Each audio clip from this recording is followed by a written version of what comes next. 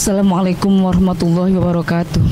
Waalaikumsalam warahmatullahi wabarakatuh. Pemirsa Pagar TV Malang dimanapun Anda berada, saat ini saya berada di dalam Masjid Shirathul Mustaqim di daerah atau Kelurahan Tlogomas. Kali ini saya berada di antara jajaran takmir Masjid Shirathul Mustaqim dan akan melakukan wawancara. Untuk itu langsung saja kita lakukan wawancara, mulai dari perkenalan nama hingga apapun kegiatan tentang masjid ini, tentang program-programnya dan sebagainya. Untuk itu, untuk yang pertama kalinya saya pertanyakan biodata dari masing-masing personel takmir. Kepada yang pertama, ketua takmir dulu hingga dan sekretaris, mau diperkenalkan masing-masing tugas, nama dan tugasnya. Assalamualaikum warahmatullahi wabarakatuh. Bismillah, alhamdulillah, salatu wassalamu ala sayyidina Muhammad wa ala alihi wa sahbihi ajmain. Amma ba'du. Pertama-tama kita panjatkan rasa syukur kehadirat Allah Subhanahu wa taala. Alhamdulillah pada malam hari ini menginjak puasa malam yang ke-24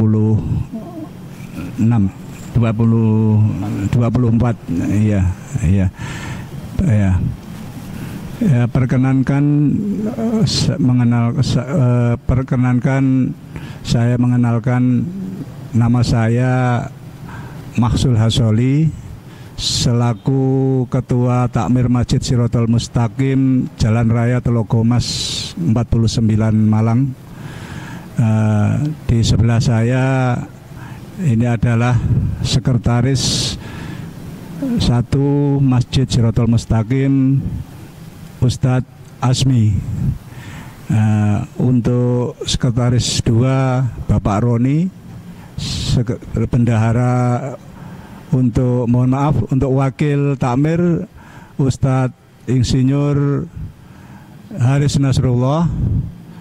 Untuk Bendahara 1 Haji Lukman. Untuk Bendahara 2 Haji Muhammad Irfan Islami. Untuk remaja masjid yaitu Saudara Arman. Untuk seksi-seksi yang lain saya rasa tidak perlu saya sebutkan untuk menyingkat waktu.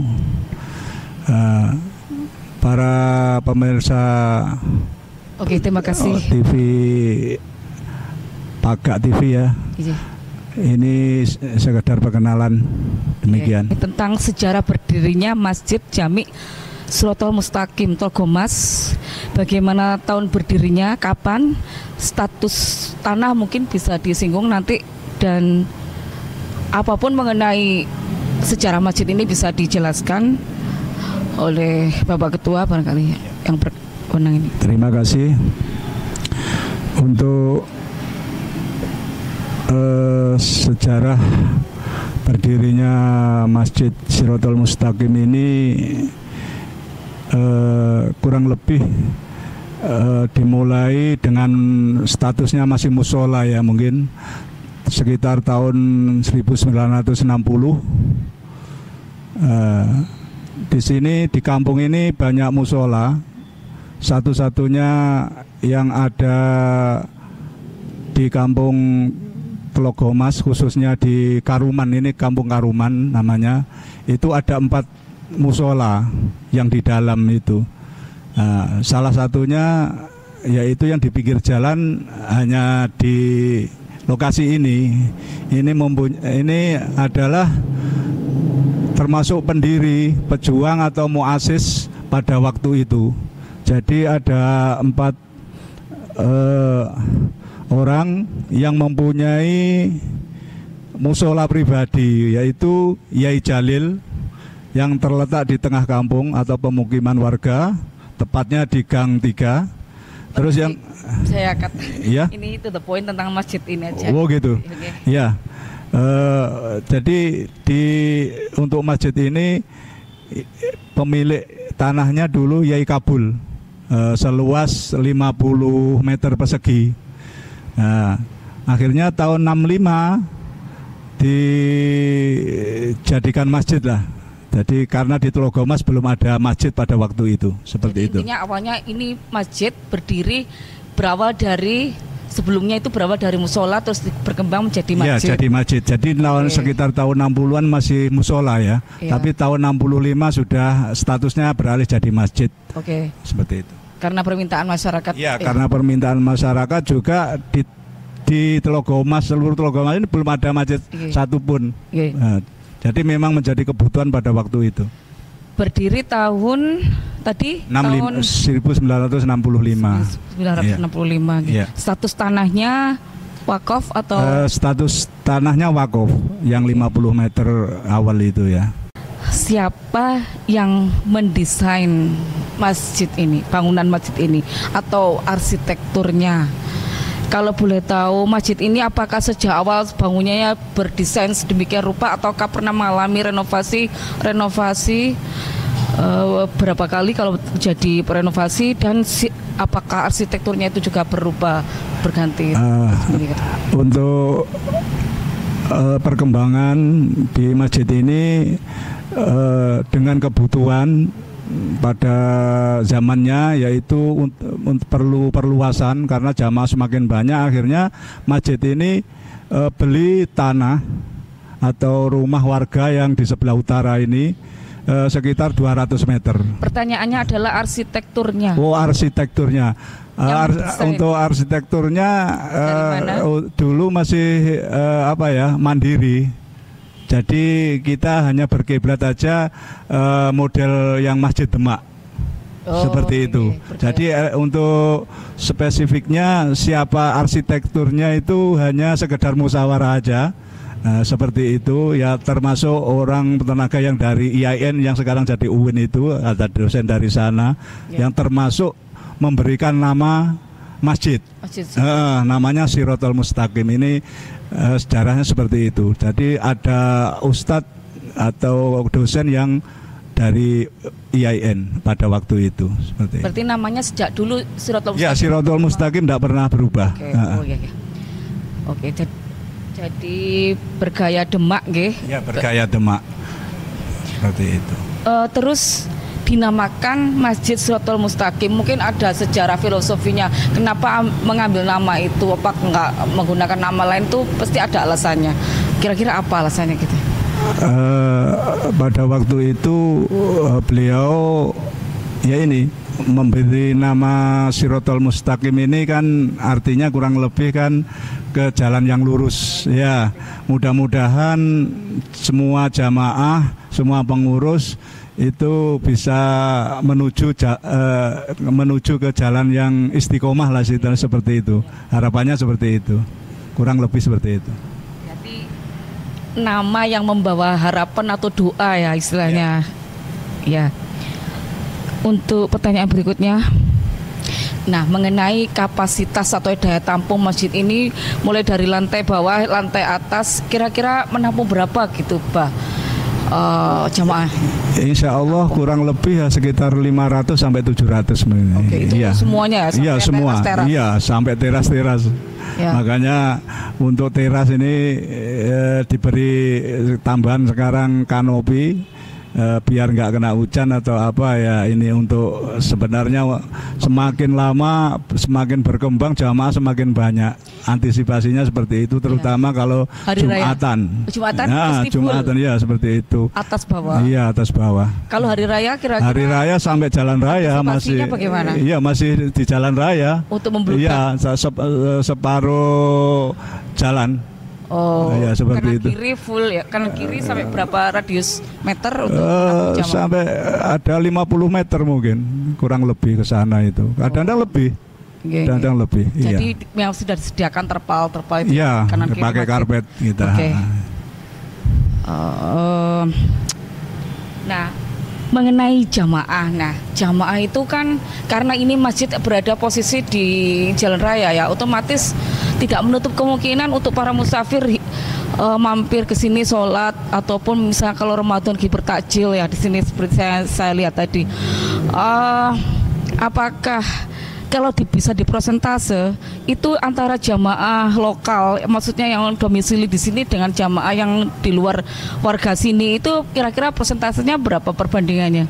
Perbandingannya saya melihat itu ya 50-50. 50-50. Iya 50-50. 50%-an. Oke. Ya, tapi mengalir aja sebenarnya untuk jamaah yang tetap ini kan rumahnya ya ada yang agak jauh, ada yang dekat.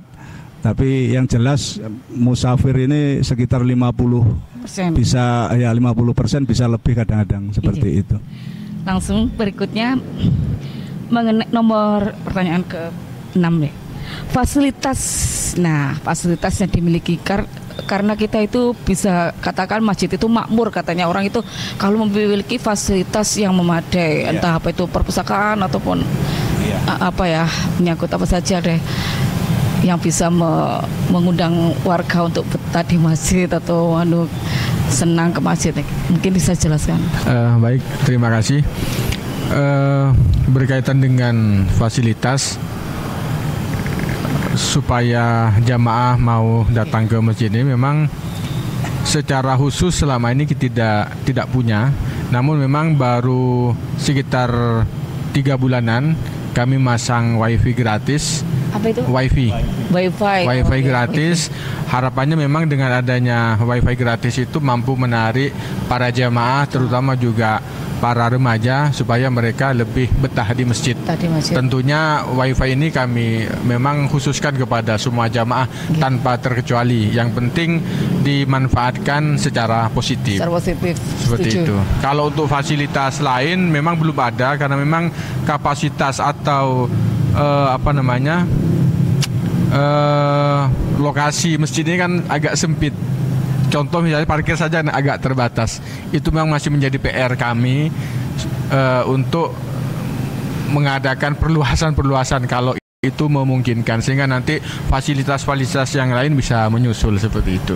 Mengenai program khusus di bulan Ramadan, nah ini apakah setiap tahun itu ada program gebrakan lah istilahnya ya, dari khusus masjid ini, Masjid Siratal Mustaqim, supaya bisa dinilai tambah atau mempunyai beda lah, bisa tampil beda istilahnya di bulan Ramadan, nggak yang umum misalnya seperti yang umumnya gitu. Itu apa yang menarik di setiap Ramadannya atau sama gitu terus setiap tahunnya itu? Nah. Secara umum kalau berkaitan dengan Ramadan saya kira kurang lebih sama dengan yang lain. Namun ada beberapa hal yang sedikit berbeda dari masjid kami. Yang pertama adalah setiap hari kami menyiapkan takjil gratis. Kelihatannya sederhana, tapi tidak semua masjid juga bisa menyiapkan itu. Kemudian pada bulan Ramadan ini memang selain adanya taraweh, kemudian tadarus, itu kan adalah umum. Di program atau tidak itu kan pasti ada. Tapi memang kami punya kajian khusus setiap hari Kamis dan hari Minggu, kajian subuh. Kalau misal di luar Ramadan kami hanya 1 minggu sekali, tapi pada bulan Ramadan ini kami kajian subuhnya 1 minggu 2 kali, yaitu hari Kamis dan hari Minggu. Nah, kemudian kami juga kalau pada malam 10 hari terakhir, terutama di malam-malam ganjil, kami mengadakan sholat malam bersama, yaitu pada malam 21, 23, 25, 27, dan 29. Itu kami mengadakan sholat malam start mulai jam 1 sampai selesai. Selesainya kadang sampai jam 2:30. Seperti itu. Mungkin cuma itu. Ada lagi? Kemudian mungkin kami juga Quran. menyiapkan ini fasilitas, ada jajan, ada kopi, ada teh bagi mereka jamaah yang mau sholat malam, sehingga mereka begitu selesai sholat bisa langsung menikmati fasilitas yang kami sediakan. Karena kan biasanya agak panjang itu sholat hajat 2 rakaat, kemudian sholat tasbih 4 rakaat, kemudian dilanjut dengan sholat witir 11 rakaat. Kemudian dilanjutkan dengan wirid-wirid khusus yang memang sudah disediakan oleh masjid. Jadi setelah itu jamaah diperkenankan untuk menikmati kopi, teh, jajan yang sudah disiapkan. namanya masjid nggih, Pak. Ini kan sebagai rumah Allah ya, rumah umat ya. Kita itu sebagai forum silaturahim juga ya. Apakah hubungan masjid dengan warga itu sudah harmonis dengan warga sekitar? Itu dalam bentuk apa untuk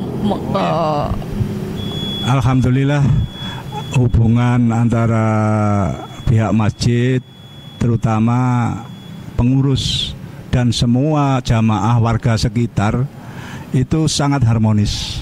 Iya. Jadi bisa dibuktikan dalam hal terutama untuk memakmurkan masjid, jamaah 5 waktu itu sangat konsisten. Ditambah dengan pengajian-pengajian seperti itu. Antusiasme warga itu kelihatan. Oh iya, sangat tinggi. Iya, meriah. Terutama kegiatan-kegiatan ada hari besar Islam itu iya, ada pengajian. Ini sering ada yang dari luar juga minta pengajian di sini. Kita fasilitasi, minta seperti Riyadhul Jannah dan yang lain-lain, sholawat dan termasuk Al-Hikmah itu minta di sini. Jadi setiap bulan hampir ada kegiatan yang sangat besar di sini. Kita fasilitasi semuanya, kita yang tanggung. Mungkin ada kaitannya pertanyaan yang terakhir ya.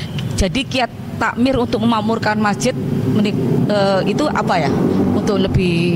Untuk memakmurkan masjid terutama kita siapkan fasilitasnya, terutama mulai dari depan sampai dari belakang. Artinya dari depan mulai sampan parkir, sampan kan musafir parkir atau jamaah yang lain atau yang tidak parkir itu sampai tempat wudhu kita prioritaskan.